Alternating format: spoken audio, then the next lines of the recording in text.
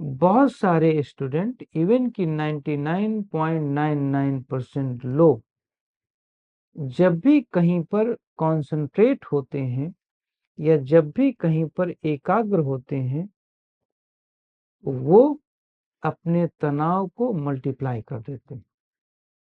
चाहे पॉजिटिव में कंसंट्रेशन हो, चाहे नेगेटिव में कंसंट्रेशन हो। जैसे हम हठ योग में किसी एक बिंदु पर कंसंट्रेट होते हैं। हम मान लो त्राटक लगा रहे हैं। अब ये तो पॉजिटिव साइड है, त्राटक लगा रहे हैं और त्राटक लगाने में हमने आंख को किसी एक जगह पर, किसी एक केंद्र पर टिका दिया। अब उस केंद्र पर टिकाने के बाद आंखों में तनाव पैदा होने लगता है। आंखों में तनाव ही नहीं पैदा होता बल्कि पूरे सिर में पैदा होता है, इंद्रियों में, सारे इंद्रियों में पैदा होता है। इसके साथ साथ सारी शरीर में पैदा होता है, महत्वपूर्ण अंगों में पैदा हो जाता है स्ट्रेस। ये तो रहा पॉजिटिव। अब दूसरा साइड जरा देखो, दूसरा पॉजिटिव साइड जो पढ़ने वाले बच्चे हैं।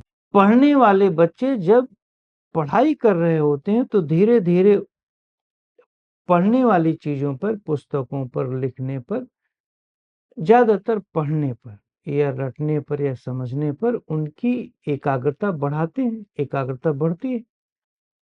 ज्यादा देर तक हमारी इंद्रियां उस जगह पर टिकी हुई होती हैं। जैसे ही इंद्रियां टिकती हैं, वैसे ही उनके मस्तिष्क में स्ट्रेस बिल्डअप होता है, बढ़ जाता है।